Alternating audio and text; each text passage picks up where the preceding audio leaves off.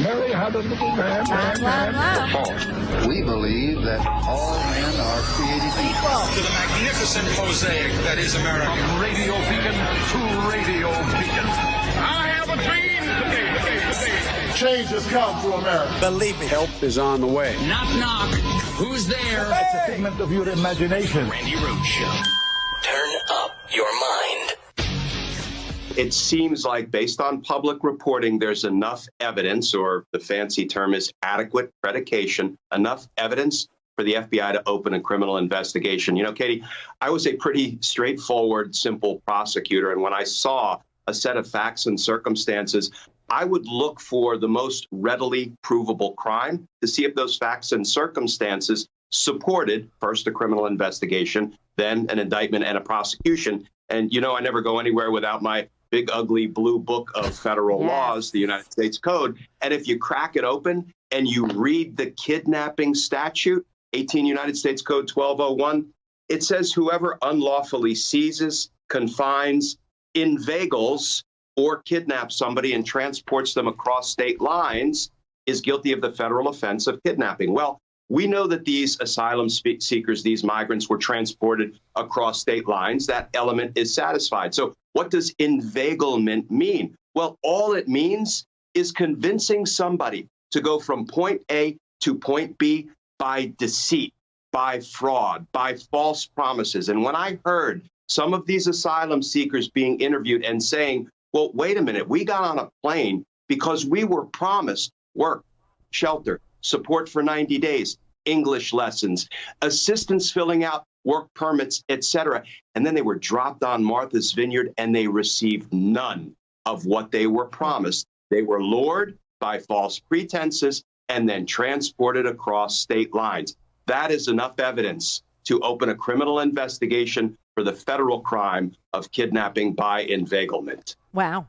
So that's Glenn Kirshner, the former prosecutor, letting you know that, on Friday I was wondering what the federal prosecutors would find was the crime. Obviously, there was a crime committed here by Greg Abbott and Ron DeSantis because they are state executives and they do not have any role to play in relocating federal immigration asylum seekers. They have no role to play. DHS and ICE are the federal agencies that are responsible for the immigration and the asylum policies, enforcing them in this country. Has absolutely nothing to do with the governors of Florida or Texas, believe it or not. And so do you remember when Ukraine was first invaded? Do you remember what was going on and how people were told to get out? Do you remember that? And you remember how they went to Poland and Poland welcomed them and Poland was on the border and Poland was feeding people and making soup and giving bread and some place to, go potty and some place to get warm? That's not us. Poland has more integrity with regard to people fleeing war, people fleeing, looking for safety, than the United States, which is a nation of immigrants, does. Go figure. Go figure. What do you think caused that change in the United States of America, where we were, give me your tired, your poor, your huddled masses yearning to breathe free? What the hell changed? Oh, that's right. A very rich fraud and his wife from Slovenia, a little communist country over there, came down an escalator, all dressed up in their finest clothes, in a golden building, that had his name emblazoned in gold letters upon it, and called everyone who's not from here rapists and murderers. Oh, and drug dealers. Right. So meanwhile, I have to tell you, this is really creepy. So some of the insurrectionists, the real dangerous ones, the ones that actually do the violence in this country, the ones that try to overthrow our government, the ones that engage in revolutionary activity with violence at its core. So they're all, facing trial. But in the meantime, while they've been out and about waiting for their trials to happen, they have committed other crimes. Shocking.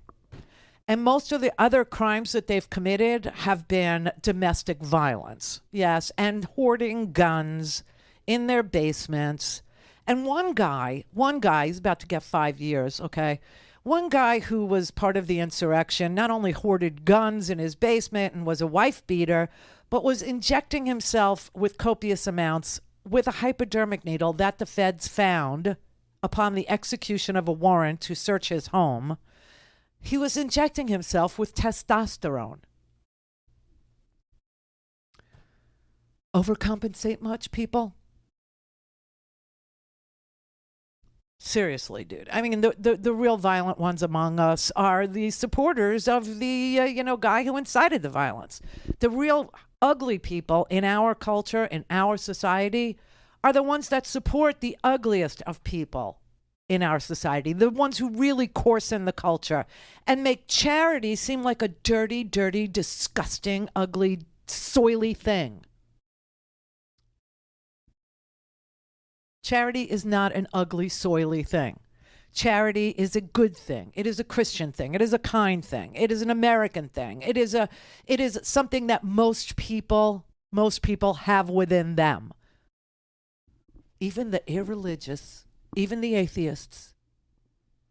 There's some need in human beings to help other human beings.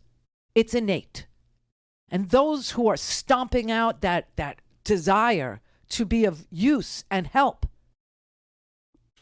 are doing it because they think they didn't get any. And it's really just sour grapes. And I'm sorry, but I don't want to legislate anything in this country based on sour grapes. It's like making decisions when you're pissed. Who does that? Who makes decisions when they're angry? I promise you, if you make decisions when you're angry, you're one of those people that go, why does everything happen to me? The answer is because you make decisions when you're angry without thought or care. It's called carelessness and thoughtlessness. Hamid in Connecticut. Yes, hello, Randy. It's Hamid. Hamid. Hi, Hamid. Yeah. Hello, Randy. I'm from Denver, yep, and I'm a first-time caller. Where are you from? Danbury, Connecticut. Danbury. Yeah.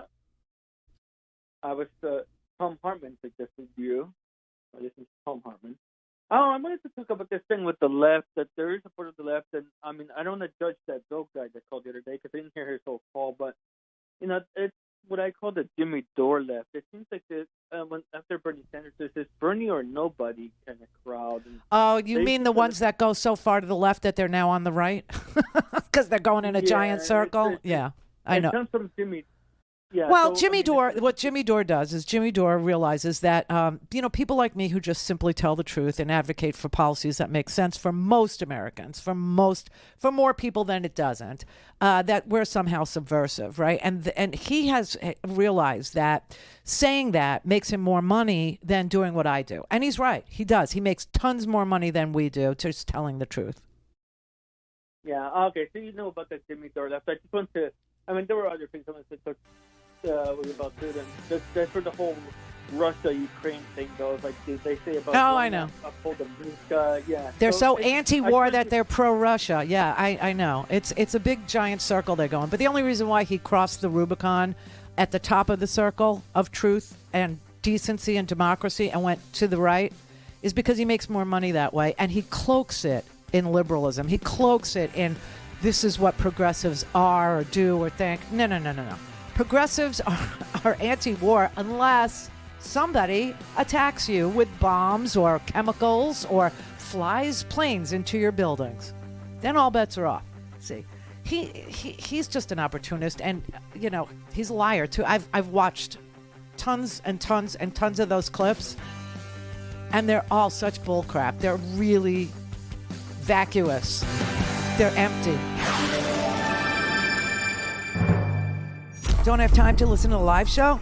Want to hear more on your schedule? Go to randyrhodes.com and buy a stinking podcast.